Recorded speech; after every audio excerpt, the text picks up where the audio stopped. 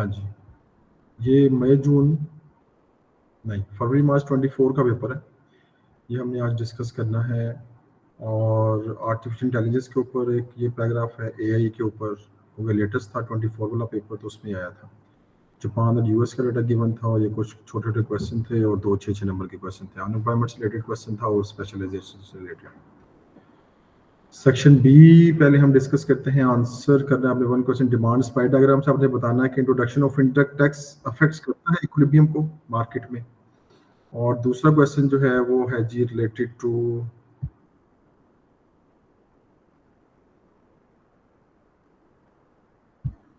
और consider the extent to which the incidence of tax will fall on consumer. फिर इसका B part है कि असेस करें whether the improved provision of information is likely to be most best method to reduce the consumption of demerit goods। अगर information provide की जाए तो ये बेस्ट मेथड है।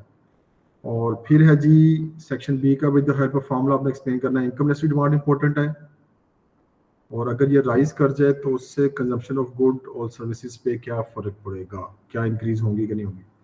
फिर असेस करना है पीईडी ज़्यादा यूजफुल है या पीईएस ज़्यादा यूजफुल है। ये 2 क्वेश्चन है। वैसे ये क्वेश्चन 3 भी आप कर सकते हैं, क्वेश्चन 2 भी पेपर में कर सकते हैं, लेकिन पहले हम डिस्कस करते हैं क्वेश्चन 2। तो क्वेश्चन नंबर 2 जब आपने पेपर में करना है तो पहले ज़रा इसमें चीज़ें ज़रा अंडरलाइन करने की कौन कौन सी चीज़ें इंपॉर्टेंट है। अगर आप नॉलेज के पॉइंट ऑफ व्यू से देखें तो with the help of demand and supply diagram explain how the introduction of indirect tax affects equilibrium in a market and consider the extent to which the incidence of tax will fall on consumer। तो 3 definition आपने जो पढ़नी है, demand और supply की definition. Demand क्या है? Willing and ability to purchase a product by a consumer. Supply क्या है? Willing ability to supply product by a producer. Indirect tax क्या है? जो अनइंटेंशनली पे करते हैं, और ये वीएटी एक एग्जांपल है। इंसिडेंस ऑफ टैक्स क्या है? बर्डन ऑफ टैक्स इधर bear by the consumer producer. ये 3 डेफिनेशन कंसाइजली या प्रीसाइजली आपने पहले पैराग्राफ में एक्सप्लेन कर देनी है। फिर आपने सेकंड पैराग्राफ में आना है और वहां पे आपने डायग्राम बनानी है इनडायरेक्ट टैक्स की, कि डिमांड और सप्लाई में एक्सप्लेन करें कि how an introduction of an indirect tax affects equilibrium in a market. तो ये आपको याद, आपकी फेवरेट डायग्राम, कि जब भी टैक्स लगेगा, इनडायरेक्ट टैक्स जब भी लगेगा, सप्लाई कम होनी है। तो S1 से ये डिमांड सप्लाई डायग्राम आपने बनानी है, S1 और ये, और इसमें आपने शो करना है कि पहले आपका इक्विलिब्रियम जो है वो P1 पे था। पहले इक्विलिब्रियम जो है वो P1 पे यहाँ पे था, अब इक्विलिब्रियम P2 यहाँ पे चला गया। पहले क्वांटिटी Q1 यहाँ पे थी और टैक्स लगने के बाद Q2 पे चलेगी। तो ये से आप बल्कि E1 E2 भी ले सकते हैं, जो इक्विलिब्रियम को शो करे। ये E1 है और ये E2 है, ये इक्विलिब्रियम को शो कर सकते हैं। और आप बताएंगे इसका इफेक्ट आपने लेबल करना है। ये क्वांटिटी है, ये प्राइस है, ये S1 है, ये S2 है, ये डिमांड लाइन है। E1 इक्विलिब्रियम था, फिर E2 है, फिर प्राइस राइज कर गई, P1 से P2 पे चलेगी, क्वांटिटी डिमांडेड कम हो गई। ये इफेक्ट है किसका? इनडायरेक्ट टैक्स का। तो ये इनडायरेक्ट टैक्स का इफेक्ट आपने यहाँ पे शो करना है यूजिंग दिस डायग्राम। ठीक है, तो ये लेबल करने के नंबर और ये और पर्पस बता दें। अब ये पर्पस यहाँ नहीं पूछा हुआ था, लेकिन पर्पस आप बताएंगे गवर्नमेंट किस पे लगाती है। ये डीमेरिट गुड्स के ऊपर गवर्नमेंट टैक्स लगाती है, और डीमेरिट गुड्स की कंजम्पशन को डिस्करेज करने के लिए लगाती है। एनालिसिस में आप ये बताएंगे कि डायग्राम शिफ्ट जब आप करते हैं तो ये डिपेंड करेगा। अभी एनालिसिस का पार्ट था जो भी हम कर रहे थे। ये डायग्राम जो आपने बनाई है पार्ट ऑफ एनालिसिस है। इसमें आपने जो बताया कि प्राइस की राइज कर गई है, क्वांटिटी डिमांडेड इसकी कम हो गई है, ये इसका इफेक्ट है टैक्स की वजह से। अब यहाँ पे जो बात आप डिस्कस कर सकते हैं वो ये कि एक्सटेंट ऑफ टैक्स कितना है। ये समझो कि ये आप एनालिसिस इसका कर रहे हो, एक्सटेंट ऑफ टैक्स मैटर करता है। यहाँ पे एक और पॉइंट यहाँ पे बताना बहुत जरूरी है, क्योंकि पीईडी का पॉइंट भी हमने बताना है, लेकिन पीईडी का हम बताएंगे वैल्यूएशन में, क्योंकि वैल्यूएशन का पार्ट आपने 8 मार्क्स के क्वेश्चन में ज़हन में रख लें कि consider the extent to which the incidence tax will fall on consumer. ये कंसीडर वाला पार्ट जो है 8 मार्क्स में, ये समझे कि एवेल्यूएशन का पार्ट होता है। तो एवेल्यूएशन में देखो उसने बात डिस्कस किया इंसिडेंस ऑफ टैक्स। ठीक है, तो इंसिडेंस ऑफ टैक्स का जब मामला है तो आप डायग्राम दोबारा बनाएं, मेरा मशवरा ये है, और ये एवेल्यूएशन को करने के लिए। या अगर आपने उसी डायग्राम को यूज करना है तो आप ये कर सकते हैं कि इसको फिर आप करेंगे ये इस तरीके से। अगर आपने उसी डायग्राम को यूज करना है तो आपने ये करना है कि डायग्राम बनानी है एक,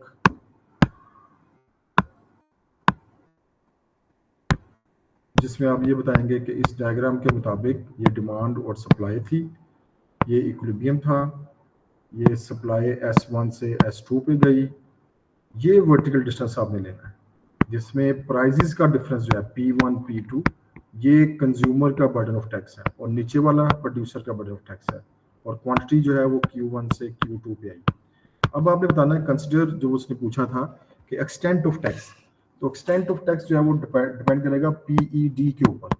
आप एक डायग्राम उससे बना दें और उस डायग्राम में आप करेंगे PED इन इलास्टिक ले लें ये, और सप्लाई नॉर्मल ऐसे शिफ्ट करें S1 से S2 पे, और इस डायग्राम में उसे शो करें कि ये वर्टिकल डिस्टेंस, ये प्राइस P1, ये प्राइस P2 और ये प्राइस नीचे वाला जो था वर्टिकल डिस्टेंस लेना होता है ये कंज्यूमर, और ये तो ये नजर आ रहा है कि PED जब लेस देन 1 हो तो कंज्यूमर पे बर्डन ऑफ टैक्स ज्यादा, ये असल में पूछ रहा था आपसे।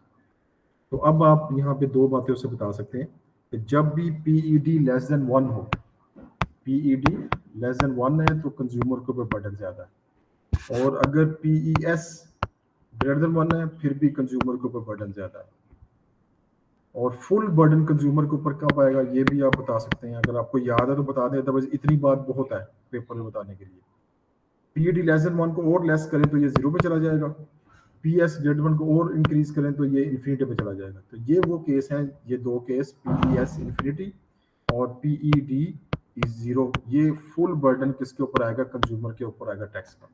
तो ये बात आपने यहाँ पे कंसिडरेबल पोर्शन में इनके एवेल्यूएशन का तीसरा पैराग्राफ है, उसमें ये डायग्राम बना के, तो आपने ये उसने पूछा हुआ था, तो आपने बताना कि PED मैटर करती है, जितनी ज्यादा इलास्टिक होगी उतना प्रोपोर्शन टैक्स ज्यादा पे करेगा किसको, कंज्यूमर को, और यही आपने डिसीजन करना है यहाँ पे।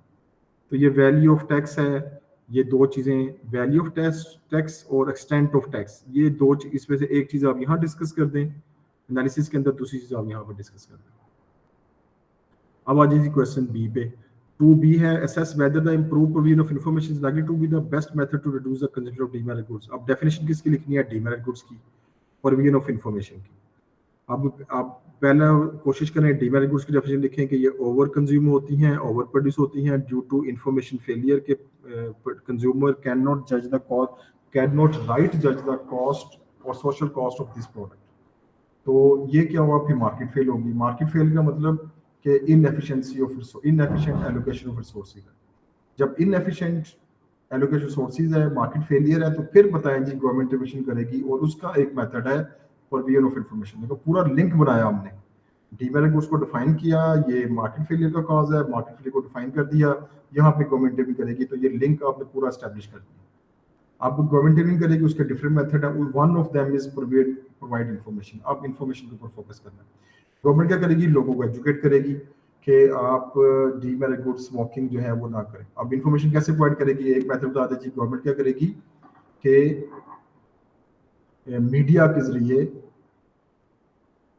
सोशल मीडिया हो सकता है, मोबाइल हो सकता है, टीवी पे मैसेज आ सकता है, इससे गवर्नमेंट क्या करेगी, लोगों को इन्फॉर्म करेगी कि भाई आप जो है वो इसको इंजूरियस फॉर द हेल्थ है, तो इसको यूज ना किया जाए।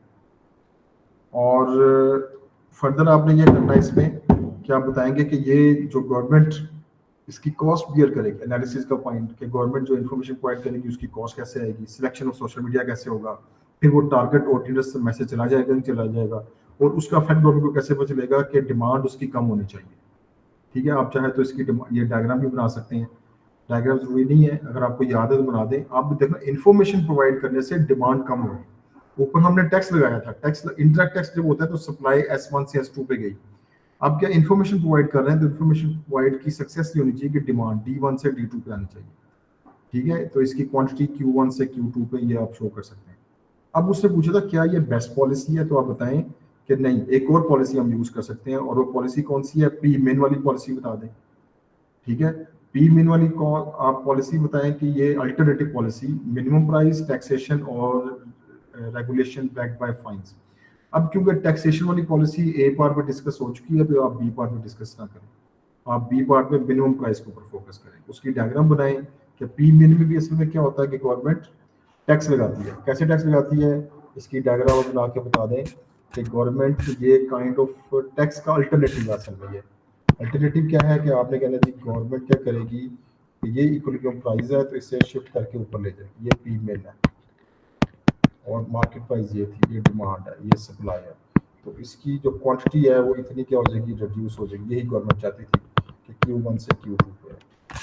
ठीक है, ये डायग्राम बना के आपने अदर पॉलिसी आप बता रहे हैं कि दूसरी पॉलिसी में यूज़ कर सकते हैं। लेकिन अब इसके साइड इफेक्ट क्या है, इसके साइड इफेक्ट बता दो भाई कि इसमें क्या होता है कि वैल्यूएशन कितनी प्राइस आपने ज़्यादा करनी है और प्राइस ज़्यादा करने से जो डिमांड कम होगी वो कितनी कम हुई है, ये चीज़ मैटर करती है।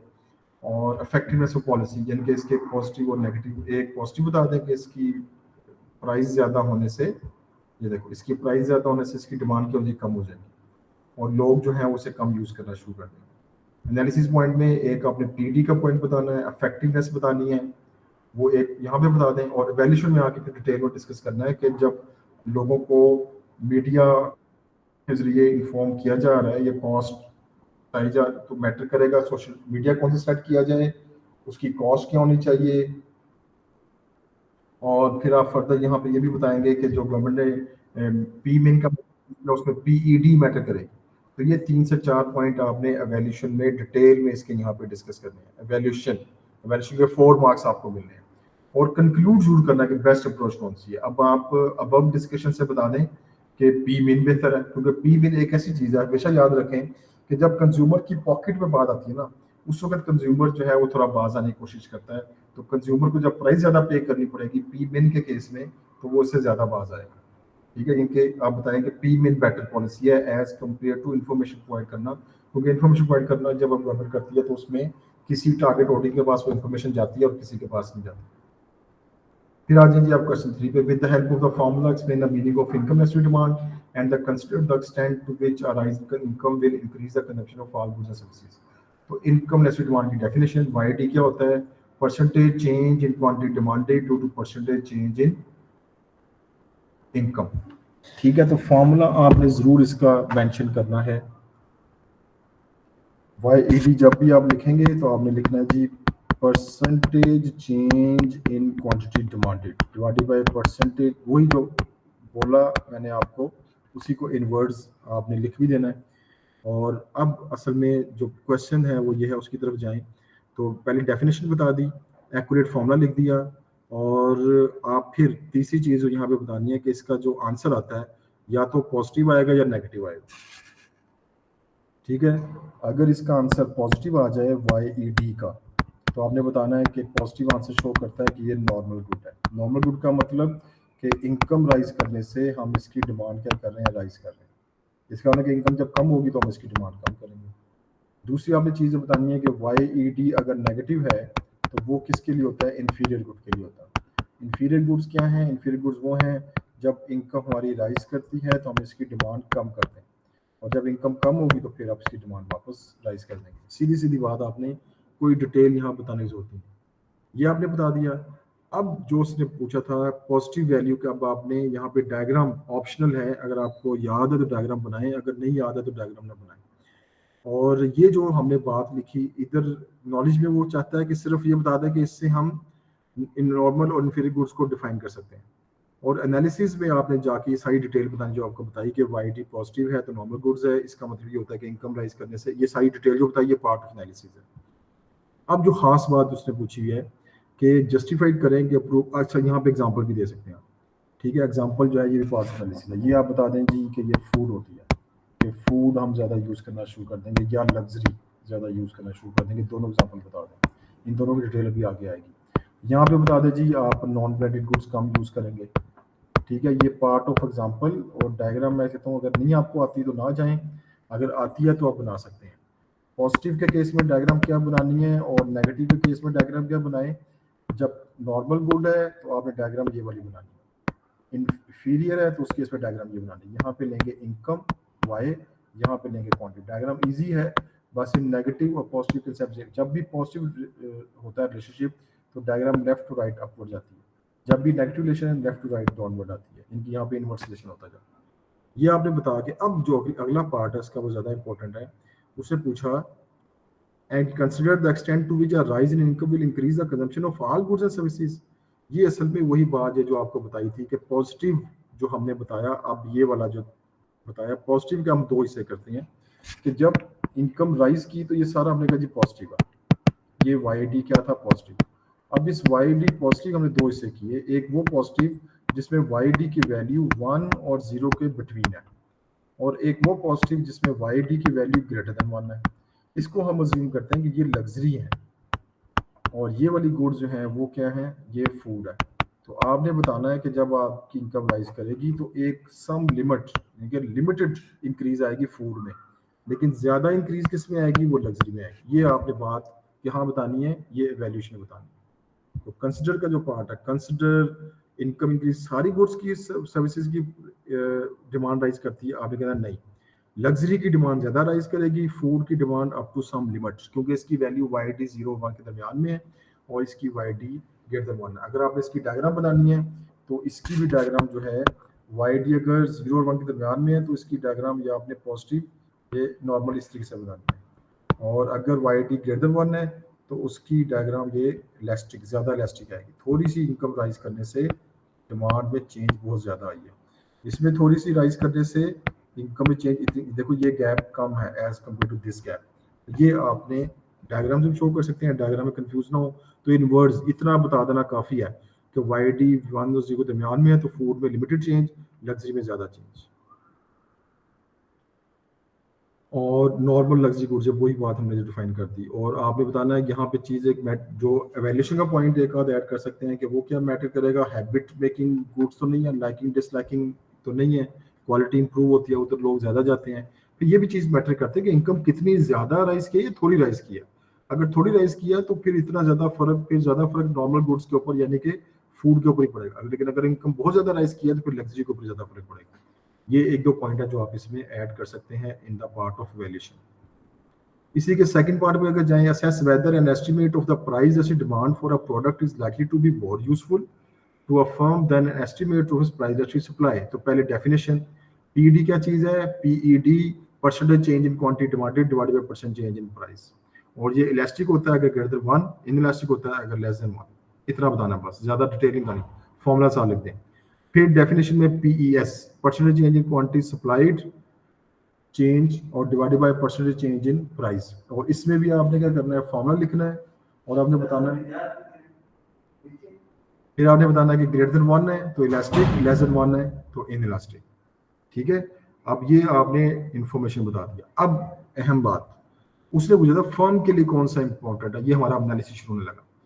तो पीईडी का इंपॉर्टेंस है टोटल रेवेन्यू के साथ, और पीईडी की इंपॉर्टेंस टोटल रेवेन्यू के साथ क्या है, ये अगर आपको याद हो, आपने माशाल्लाह तो काफी दफा ये क्वेश्चन डिस्कस हो चुका कि 3 सिचुएशंस हैं कि आपकी जो पीईडी है वो लेस देन 1 है, लेस देन 1 है, ग्रेटर देन 1 है या इक्वल टू 1 है। अगर लेस देन 1 है तो प्राइस राइज करेंगे तो टोटल रेवेन्यू भी राइज करेगा, ग्रेटर देन 1 है तो प्राइस कम करने से टोटल रेवेन्यू राइज करेगा, इक्वल टू 1 है तो प्राइस अनचेंज, प्राइस में कोई फर्क नहीं आएगा। तो यहाँ पे आप पहले ही मैक्सिमम रेवेन्यू कर रहे हो, बिजनेस के लिए इंपॉर्टेंस है। अगर आपकी प्रोडक्ट लेस देन 1 है तो आप प्राइस राइज कर दें तो टोटल रेवेन्यू ज्यादा हो जाएगा। आपकी प्रोडक्ट इलास्टिक है तो प्राइस कम कर दें, टोटल रेवेन्यू ज्यादा हो जाएगा। यहाँ पे एग्जांपल दे दें, आप नीड होती हैं ये, या तो हमने परचेज करनी है। यहाँ पे एग्जांपल दे दें कि ये लग्जरी प्रोडक्ट हैं, ब्रांडेड क्लॉथ हैं, उसकी वजह से थोड़ी सी प्राइस कम लगती तो लोग जमा ज्यादा कर देते हैं। तो ये आपने बताया importance of PED for a businessman, क्योंकि वो डिसाइड क्या कर रहा है, वो प्राइस डिसाइड कर रहा है। तो ये आपने एक कॉम्प्रिहेंसिव पैराग्राफ लिख दिया। फिर आप एक और चीज बता सकते हैं कि पीईडी जो है वो कंप्लीमेंट और सब्स्टिट्यूट्स के लिए यूज नहीं होता और इनकम लेवल के लिए भी यूज नहीं होता, ये सिर्फ प्राइस डिसाइड करने के लिए यूज हो रहा है। ये भी हाउ एवर पॉइंट आप बता रहे हैं, ठीक है, रेलिवेंट ऑफ कॉस्ट है या प्रॉफिट है, उसके लिए इनकम नेसेसिटी डिमांड और उसके लिए एक्सईडी यूज होगी। ठीक है, तो ये आपने हाउ एवर पॉइंट बता दिया कि ये ना तो इनकम लेवल कंज्यूमर को ट्रेंड को पता चला सकता है पीईडी, और ना ही ये कंप्लीमेंट और सब्स्टिट्यूट्स को पता चला सकता है। ये आपने एक्सईडी का और वाईडी का रेफरेंस दिया कि वो एक्सईडी और वाईडी उसके लिए यूज होगी अगर आपने इनकम जाननी है कंज्यूमर की तो उसके लिए वाईडी यूज करेंगे। अगर कॉम्प्लीमेंट सब्सिट्यूट्स का आपको पता होना चाहिए तो उसके लिए आप एक्सईडी यूज करेंगे, उससे पीडी यूज नहीं होता, ये पीडी की लिमिटेशन है। ठीक है, ये इसका एनालिसिस पॉइंट बता दें। फिर आपने बताना है, तीसरा पैराग्राफ आपका आ गया, पहले पैराग्राफ में डेफिनेशन लिखी दोनों की, दूसरे पैराग्राफ में PD greater one less than one उसकी डिटेल, ये जो आपको गुड्स बताई थी ये बताई विद एग्जांपल, और ये हमें प्राइस में हेल्प करेगा। और तीसरे पैराग्राफ में आपने बता दिया उसकी लिमिटेशन के वाईईडी इनकम के लिए यूज होगा जो कि पीडी हमें हेल्प नहीं करेगा, और कंप्लीमेंट सब्स्टिट्यूट्स के लिए एक्सईडी यूज होगा और उसके लिए भी पीडी हमें हेल्प नहीं करेगा। 3 पैराग्राफ हो गए। चौथे पैराग्राफ में बताना कि पीईएस कैसे बिजनेसमैन यूज करेगा। तो पीईएस का कंसेप्ट होता है कि अगर लेस देन 1 है तो you can not increase your production capacity, अगर पीईएस ग्रेटर देन 1 है तो you can increase your production capacity. Example दे दें कि अगर बिजनेस के पास स्पेयर कैपेसिटी है और प्रोडक्शन ज्यादा कर सकता है इन्वेस्टमेंट करके स्पेयर कैपेसिटी यूज करके, तो वो क्या करेगा, पीईएस का कंसेप्ट यूज करेगा, टेक्नोलॉजी यूज करेगा, तो उससे भी आपकी प्रोडक्शन इंक्रीज करेगी। तो ये पीईएस का कंसेप्ट यूज हो रहा है। और आपके पास ऑलरेडी फुल कैपेसिटी है तो पीएस लेस देन 1 है, या आपकी प्रोडक्ट की नेचर एग्रीकल्चर है, पेरिशेबल है, तो उसे भी हम जल्दी प्रोड्यूस नहीं कर सकते, जैसे फ्रूट है वेजिटेबल है, तो इसकी पीएस भी लेस देन 1 है। तो ये पीएस ने हमें हेल्प की to decide to increase your production capacity. इसकी लिमिटेशन क्या है कि प्रैक्टिकल एबिलिटी टू हम इंक्रीज नहीं कर सकते PES up to certain limit, जैसे शॉर्ट रन में कोई चीज बनती है लॉन्ग रन में बनती है। फर्नीचर शॉर्ट रन में बन सकता है, जो प्रोडक्ट ये दूसरी बताएंगे वो लॉन्ग रन बनेंगी। एक और कंपेटिटर बता दो कि आप ये भी देखेंगे कि आपके कंपेटिटर मार्केट में कितने ज्यादा कंपेटिटर हैं, तो आपकी प्रोडक्शन ज्यादा इंक्रीज नहीं करेंगे क्योंकि कंपेटिटर भी प्रोवाइड कर रहे हैं। लेकिन अगर कम कंपेटिटर हैं या आपकी मोनोपोली है फिर आप ज्यादा प्रोवाइड करेंगे क्योंकि आपके ऊपर सारा है प्रोडक्शन, सारे कंज्यूमर आपकी तरफ आएंगे, डिमांड आपकी ज्यादा होगी। ये आपने 5वां पैराग्राफ इसके ऊपर लिख दिया। अब आखिरी पैराग्राफ वैल्यूएशन का। वैल्यूएशन सबसे पहला पॉइंट कि भाई आपका जो प्रोड्यूसर है क्या उसे पीडीपीएस का नॉलेज भी है, क्या वो पीडीपीएस कैलकुलेट भी कर सकता है, एस्टिमेट कर सकता है, उसे पता है कि ये आपकी प्रोडक्ट, आप अगर इनका पता है तो फिर उसे ये भी पता होना चाहिए कि उसकी प्रोडक्ट जो है वो डिमांड इलास्टिक है या डिमांड इलास्टिक है, उसकी प्रोडक्ट पीएस इलास्टिक है या इलास्टिक है, तो ये उसे पता होना चाहिए। फिर अकॉर्डिंगली वो डिसीजन करेगा, और वो डिपेंड करेगा वो यानी कि प्राइसेस का डिसीजन और स्पेयर कैपेसिटी का डिसीजन जो है वो पीडीपीएस के नॉलेज के मुताबिक कर रहा है। और एडिशनल चीज जो उसे चाहिए वो आप बताएं कि उसे एक्सईडी चाहिए ताकि उसे पता चले कि उसकी प्रोडक्ट सब्स्टिट्यूट्स या कॉम्प्लीमेंट्स तो नहीं है, और दूसरी चीज जो एडिशनल नॉलेज उसे चाहिए वो वाईईडी चाहिए कि उसे कंज्यूमर की इनकम कितनी चेंज हो रही है। ये आपने चीजें बता देनी है किसमें, ये इसके एवेल्यूएशन में चीजें बता देनी है। ठीक है जी। अब ये अल्लाह अगर से उम्मीद है कि आप लोग इसकी प्रैक्टिस भी साथ साथ कर रहे होंगे, अदरवाइज ये सारी हमारी डिस्कशन का कोई फायदा नहीं है। अच्छा, अगली चीज जो आपने यहाँ पे बतानी है इंपॉर्टेंट, अब सेक्शन बी आ गया हमारा। सेक्शन बी में सेक्शन सी आ गया, कि मैक्रो वाला सेक्शन आ गया। तो सेक्शन सी में उसने क्या पूछा हुआ है, depreciation, exchange rate, depreciation increasing, उसका फैक्ट बताएं। कॉन्ट्रैक्शन फिजिकल पॉलिसी इंपॉर्टेंट है करंट अकाउंट डेफिसिट को रिड्यूस करने के लिए, बैलेंस पेमेंट का जो पार्ट है। फिर aggregate demand aggregate supply diagram से बताएं कि इंटरेस्ट रेट अगर डिक्रीज कर जाए तो इकोनॉमिक ग्रोथ पे क्या फर्क पड़ेगा, और कंसीडर करें whether economic growth always result in inflation. फिर बी पार्ट है जी, assess whether economic growth is always deserve for economy, positive negative लिखने हैं इकोनॉमिक ग्रोथ। अब ये दोनों क्वेश्चन वैसे इजी हैं, अब आपको जो इजी लगता है वो अटेम्प्ट कर सकते थे। क्वेश्चन 4 के ए पे जाते हैं पहले। डेप्रिसिएशन की definition, fall in the rate of value of the currency. Exchange rate define करना चाहते वो भी कर सकते हैं यहाँ पे कि value of one's currency in terms of other currency, value of one's country's currency in terms of other country's currency, ये एक्सचेंज की definition. fall in the value of the one's country's currency is depreciation if there is floating exchange rate. फिर consider whether depreciation is likely to increase real output और domestic real output, मतलब GDP की बात कर रहा है। GDP का मतलब कि goods and services produced in a year in a country। तो ये देखें पार्ट ए में सारी बातें हमने बता दी जो अभी तक बताई। अब आप बताएं कि क्या depreciation, what is meant by depreciation in the exchange rate and consider whether depreciation is likely to increase domestic real output। अब यहाँ पे exchange rate से आपने बताना है कि क्या इससे इम्पैक्ट क्या आएगा।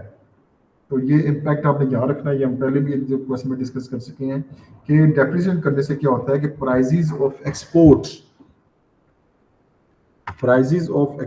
क्या होती हैं, प्राइस ऑफ एक्सपोर्ट कम हो जाती है।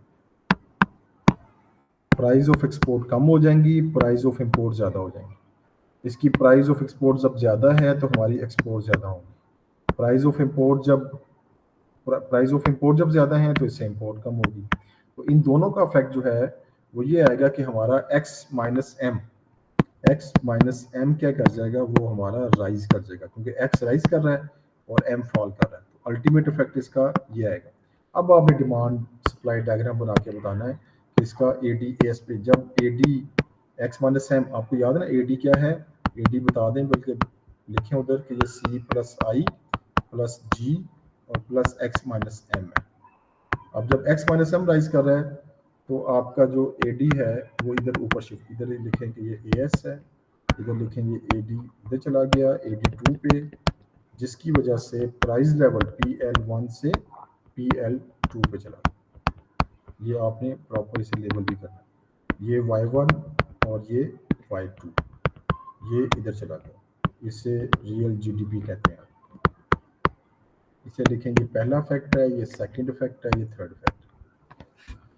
अब ये पॉजिटिव फैक्टर और बताना कि जीडीपी राइज किया, आउटपुट राइज की, ये उसने जो पूछा हुआ था, ये वैल्यूएशन का पार्ट शुरू हो गया। ये PL prices at the cost of prices, इनके प्राइसेस राइज कर रही हैं इसकी, ये हमें साइड फैक्ट है।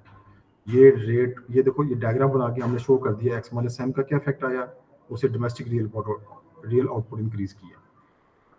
Weather depreciation is likely to increase domestic real output, तो ये आपने डायग्राम बना के उसको एक्सप्लेन किया। अब आप बता रहे हैं कि ADAS का जो आपने डायग्राम बना के अब वैल्यूएशन का पार्ट शुरू हो गया।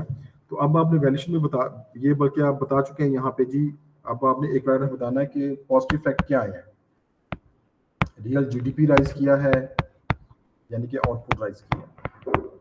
आउटपुट राइज करने का मतलब कि एम्प्लॉयमेंट राइज होगी, एम्प्लॉयमेंट का मतलब लोगों का लिविंग स्टैंडर्ड राइज करेगा, इसकी वजह से लोग इंपोर्ट ज़्यादा करेंगे, इंपोर्ट राइज करेंगी। ये असल में नेगेटिव फैक्ट है। अच्छा, नेगेटिव फैक्ट एक और है कि प्राइस लेवल राइज कर गया। ये नेगेटिव फैक्ट आपने ये बताने हैं और पॉजिटिव फैक्ट ये बताना है। ये पॉजिटिव फैक्ट हो गए, ये नेगेटिव फैक्ट हो गए, और जब आप एप्रिशिएट करेंगे तो बिल्कुल ऑपोजिट होगा। अब आपने यहाँ पे लिमिटेशन बतानी है कि इस लॉ की लिमिटेशन क्या है, कि कितनी वैल्यू आपकी फॉल की है, और ये डिपेंड करेगी elasticity of demand for goods, कि आप कौन सी गुड्स, यानी कि ऐसी, आप देखो ना, अगर हम इंपोर्ट कर रहे हैं पेट्रोल, तो पेट्रोल तो हमारी नीड है, तो पेट्रोल की प्राइस अगर बढ़ जाए तो क्या हम उसकी डिमांड कम कर देंगे। हम यहाँ पे कह रहे हैं इंपोर्ट की डिमांड कम होगी, लेकिन नहीं, पेट्रोल के केस में नहीं होगी। तो लेस डिमांड मैटर करेगी। एक बात ये बता दो वैल्यूएशन में। दूसरी बात एक्सटेंट ऑफ डेप्रिसिएशन, की डेप्रिसिएशन हुई कितनी है।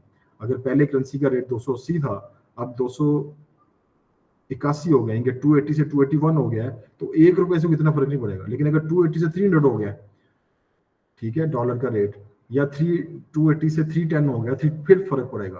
तो ये आपने दो चीजें एक्सटेंट में बता दी वैल्यूएशन में। तो उसने कहा था whether depreciation likely to increase domestic real output, आपने कहा यस इंक्रीज करेगी, लेकिन इसके साइड इफेक्ट ये आएंगे जो आपने बता देने।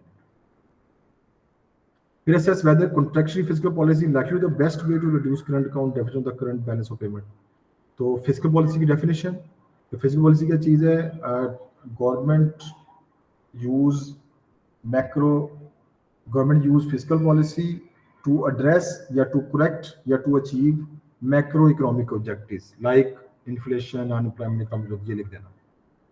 करंट अकाउंट की डेफिनेशन कि ये असल में बैलेंस ऑफ पेमेंट की डेफिनेशन। पहले बैलेंस ऑफ पेमेंट क्या चीज़ है, inflow and outflow of the currency of the country with the rest of the world.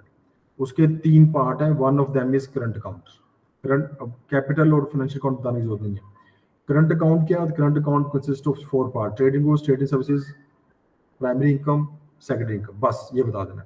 और करंट अकाउंट डेफिसिट क्या होता है, करंट अकाउंट डेफिसिट का मतलब कि अगर इनफ्लो जो है वो आपका कम है, आउटफ्लो ज्यादा है, तो ये करंट अकाउंट डेफिसिट आ गया। ये सारी चीजें पार्ट ऑफ डेफिनेशन आपने बता दी। अब आए जी एनालिसिस के ऊपर। फिजिकल पॉलिसी कैसे, कॉन्ट्रैक्शनरी फिजिकल पॉलिसी बताएं।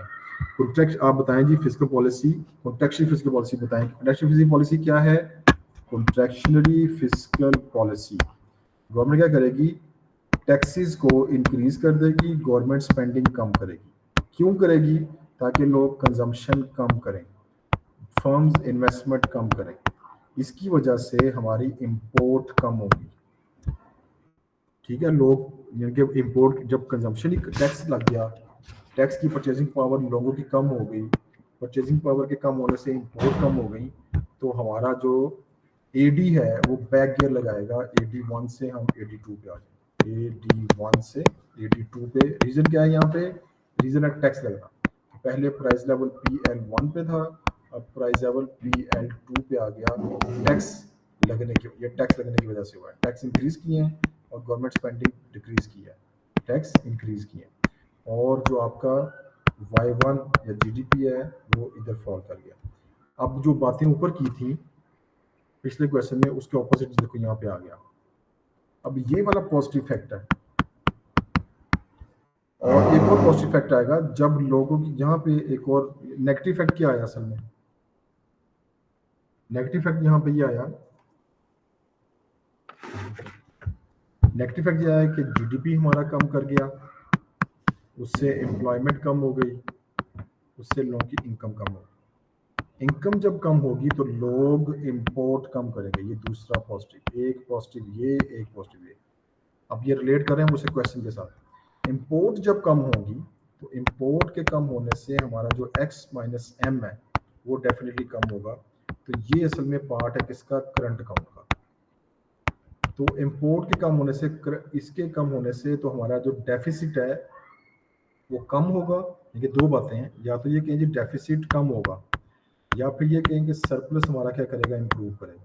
तो यहाँ पे कोई डेफिसिट की बात किया तो आपने यही बात कर दी, तो ये पूरा लिंक देखो आपने स्टैब्लिश कर दिया। ठीक है, ये एनालिसिस का पार्ट है, इसे आपने सारी बातें यहाँ पे बता दी। लेकिन अब यहाँ पे आपने बताना है कि इसके पॉजिटिव और नेगेटिव इफेक्ट जो आपको भी बता दिए। फिर दूसरी फिजिकल पॉलिसी में अब थोड़ा सा आपने वो बताने हैं पॉइंट लिमिटेशन वाले, कि फिजिकल पॉलिसी टाइम टेकिंग है, एक बात ये बता दो, टाइम टेकिंग पॉलिसी है। दूसरी बात कि एक्सटेंट ऑफ टैक्स, कितना टैक्स चेंज किया जाए, टैक्स इंक्रीज करना है, टैक्स कितना इंक्रीज किया जाए। एक और बात जो आपने वैल्यूएशन जाके लिखनी है कि आप ऐसी इंपोर्ट, ऐसी तो नहीं है, ऐसा तो नहीं है कि PED ऑफ इंपोर्ट वो लेस देन 1 है, तो फिर तो लोग बाज नहीं आएंगे, जैसे भी ऊपर पेट्रोल की बात कर रहे थे।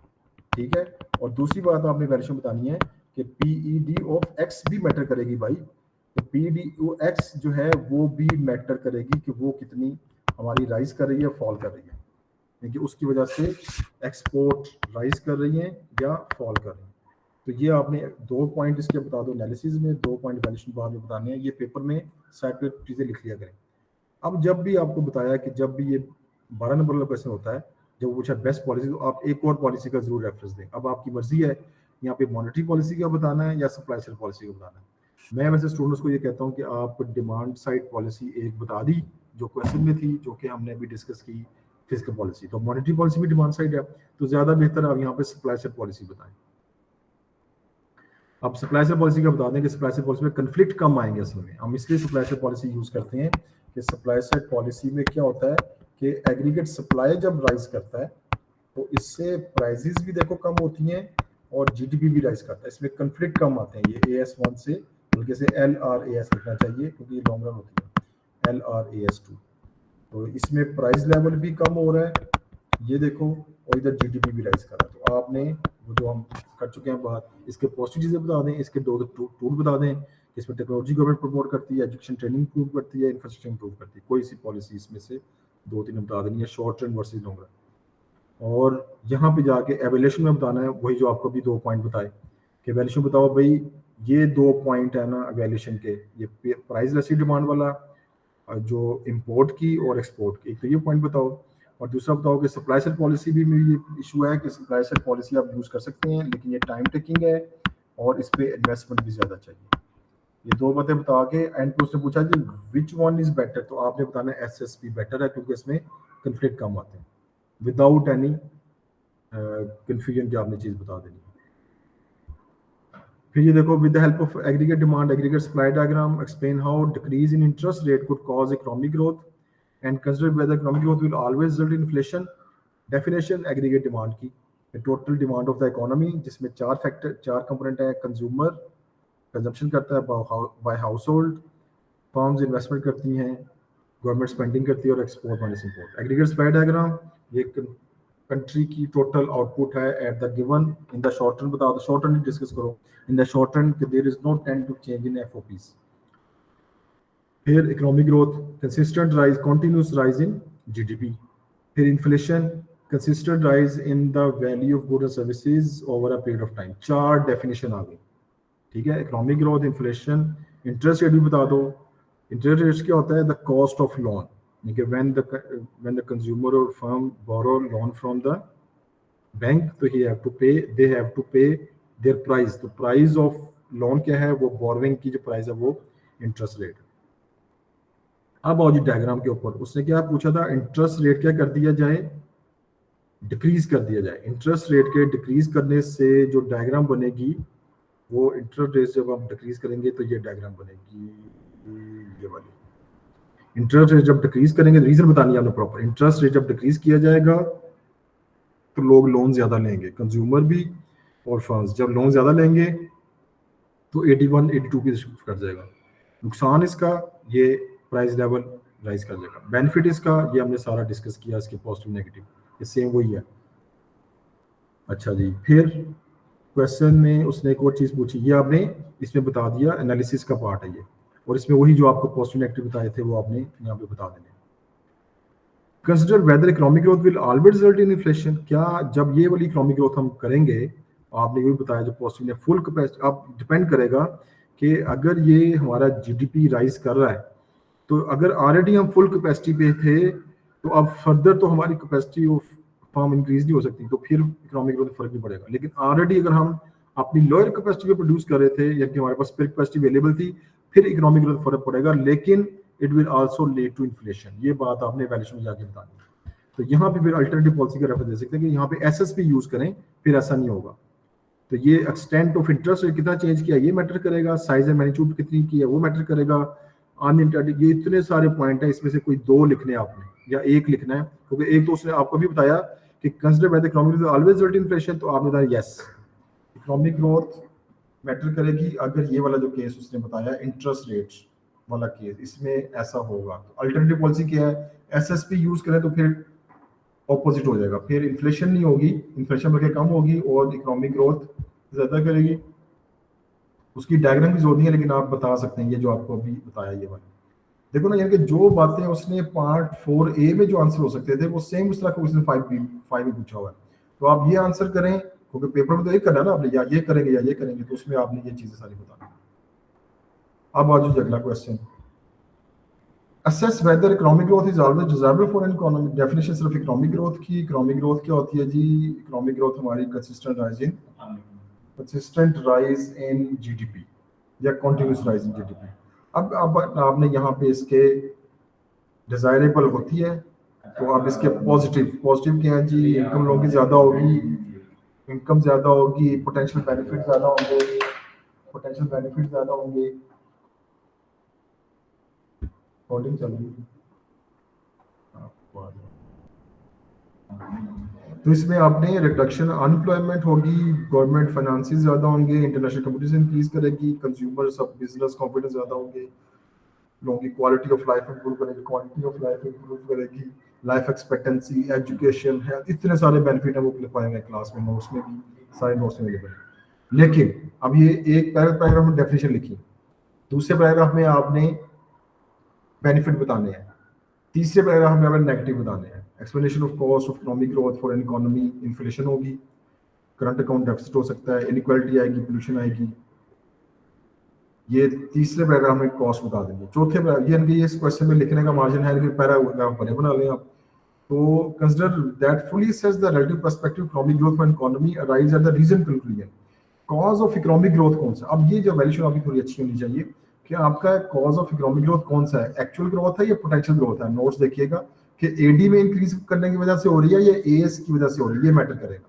अगर एडी की वजह एडी इंक्रीज करने की वजह से इकोनॉमिक ग्रोथ हो रही है, हम एक्चुअल इकोनॉमिक ग्रोथ का तो उसमें इन्फ्लेशन भी फेस करनी पड़ेगी। लेकिन अगर वो इकोनॉमिक ग्रोथ हो रही है पोटेंशियल इकोनॉमिक ग्रोथ, तो वो लॉन्ग रन होती है, एएस में इंक्रीज की वजह से होती है, तो वो आपने यहाँ पे पॉइंट डिस्कस कर दिया। ठीक है जी, कंसाइजली ये डिस्कस कर दिया। और ये क्वेश्चन वैसे ज्यादा इजी था, दोनों क्वेश्चन इजी थे 5 सेक्शन बी में, सेक्शन सी में सॉरी। अब आजी जी, अब इसने यहाँ पे थोड़ा सा हट के आर्टिफिशियल इंटेलिजेंस का उसने डाटा रिस्पॉन्स दिया था।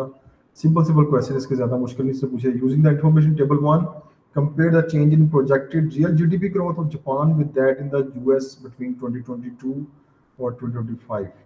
तो आपने बताना है कि ग्रोथ पॉजिटिव हुई कि नेगेटिव हुई। तो ये जापान है, ये रियल जीडीपी ग्रोथ है, तो ये माइनस थी 2.4 3.2, ये पॉजिटिव ग्रोथ हो रही है सर। ग्रोथ हो तो रही है लेकिन फॉलिंग रेट पे इंक्रीज कर रही है, इंक्रीज कर रही पॉजिटिव है लेकिन रेट इसका कम है। इसका अगर देखें तो -3.4 6 5.2 2.2 1.7। तो यूएस की इकोनॉमिक ग्रोथ का रेट ऑफ इंक्रीज ज्यादा है, इसका रेट ऑफ इंक्रीज कम है। दोनों दोनों राइज कर रही है, 6 पॉइंट दोनों फॉल कर रही है। 2.4 ये पहले राइज की, क्योंकि अगर 2.4 से 0.6 देखें, पहली वैल्यू से एंड वाली वैल्यू, तो 4 पॉइंट माइनस से 4.6 से 0.6 पॉजिटिव है, -3.4 से 1.7 पॉजिटिव है। लेकिन आपने बताना कि इसमें rate of increase of change less है, इसमें rate of change of increase ज्यादा। ये दो बातें आपने सिर्फ बतानी है सीधी सीधी, कोई लंबी चौड़ी दास्तान नहीं बतानी। With the help of production positive curve diagram, demonstrate the likely impact of increase in investment in AI on the Japanese। तो आपने सिंपल क्या करना है, पीपीसी की डायग्राम बनाएं, पीपीसी की डायग्राम बना के इसे आउटपुट शिफ्ट करना है। जो किसको शो करेगा, जो शो करेगा आपकी इंक्रीज इन इन्वेस्टमेंट की वजह से। तीसरा question, with the help of simulated diagram बताएं impact of additional investment in AI on the price and output of US market. तो जब एआई में इन्वेस्टमेंट ज्यादा करेंगे तो सप्लाई ज्यादा होगी, S1 से S2, प्राइसेस कम होगी, क्वांटिटी ज्यादा होगी। ये दो फैक्टर खास तौर पे, प्राइसेस कम और क्वांटिटी ज्यादा होगी। और डायग्राम के 2 नंबर हैं, तो ये आपने बता दें, इसका फैक्ट आपने पॉजिटिवली बताने। इस भी सिंपल क्वेश्चन था। अब आ गया 6 marker, possible impact on employment in Japanese as result of the increase investment in AI. AI के positive effect, job long run में, शॉर्ट रन में क्या इफेक्ट है, लोग जॉब लूज करेंगे, इक्विपमेंट रिप्लेस करेगा, उसकी कॉस्ट आएगी, मशीन व्हीकल चेंज होगी, ट्रक ड्राइवर की कॉस्ट, उनकी जॉब्स, और extra mark for some fur. अगर कोई और आपके पास ध्यान में है तो ये बता दें। लॉन्ग रन में क्या इफेक्ट आएगा, जॉब अपॉर्चुनिटीज राइज करेंगी, high tech maintenance jobs AI machinery से होगी। और कोई और बात अगर आपके जहन में है तो वो भी आप बता सकते हैं। कि आधे नंबर हैं पॉजिटिव पॉइंट बताने के शॉर्ट रन में, और आधे मार्क्स है पॉजिटिव नेगेटिव शॉर्ट रन में और पॉजिटिव नेगेटिव लॉन्ग रन में।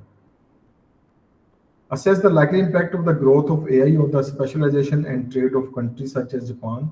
तो स्पेशलाइजेशन ट्रेड की डेफिनेशन आप एक एक लाइन की लिख सकते हैं, और इसके पोटेंशियल बेनिफिट बता देने हैं आपने एआई के, ये भी जापान के ऊपर। वो केवल पैराग्राफ से आपको पता चल जाएगा। लेवल प्रोडक्टिवलाइज करेगा, कंपेरेटिव एडवांटेज ज़्यादा होगा, स्पेशल ट्रेड ज़्यादा होगी, कॉस्ट कम होगी जिसकी वजह से प्राइस भी कम होगी, क्वालिटी ऑफ प्रोडक्ट राइज करेगी। नेगेटिव इफेक्ट क्या है कि स्पेशलाइजेशन, कुछ जॉब्स लूज हुई, नॉन रिन्यूएबल सोर्सेज यूज़ किए, एक इंडस्ट्री को ओवरलेस करेंगे तो स्ट्रक्चर अनएम्प्लॉयमेंट आएगी। ये नेगेटिव पॉइंट बता दी। और कंक्लूड जरूर करना भाई, इसमें असेस करना है तो ओवरऑल एआई का बेनिफिट ही होगा इस पार्ट में। और इस पार्ट में आप बताएंगे assess the possible impact on employment job as result of increase, तो डेफिनेटली एम्प्लॉयमेंट इफेक्ट होगी। ठीक है, इधर नेगेटिव इफेक्ट बताना है, इधर ऑलरेडी एटलीस्ट इसके पॉजिटिव इफेक्ट आएंगे। तो ये चीज़ें आपने सारी इसमें डिस्कस करनी है। और फिर वही बात के पेपर में आपने हमेशा जो है ना वो रहना है पॉजिटिव, और पॉजिटिव रह के आपने टाइम बेस्ड क्वेश्चन सबसे ज़्यादा इंपॉर्टेंट चीज़। और टाइम बेस्ड ये चीज़ है कि पहले सेक्शन बी करें, सेक्शन सी करें, जो आपको बेस्ट क्वेश्चन आता है वो फिर एंड लगाएं, एंड पे आप करें सेक्शन ए के ऊपर। अगर आप ये टेक्निक यूज़ करेंगे तो कम से कम ए से नीचे नहीं आता, क्योंकि जब बेस्ट क्वेश्चन आप बी में से अपना करेंगे, बेस्ट सी में से करेंगे, और अगर आप बुरा भी करें तो आपके लिए, अब ये सेशन अगर आप अटेंड करें तो आपके लिए फेल होना मुश्किल हो जाएगा।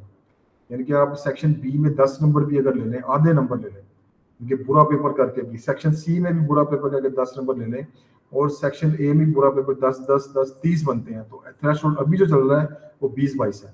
लेकिन आप कोशिश करें कि आपने 15 वाला हल क्वेश्चन करना है। सेक्शन बी में 15 आने चाहिए कम अज कम, सेक्शन सी में कम से कम 15 आना चाहिए, सेक्शन ए में कम से कम 15, ताकि आपका A2 में जब फिर जाके A स्टार बनना इजी हो जाए। इसे एक दफ़ा खुद कीजिएगा, रिवाइज कीजिएगा।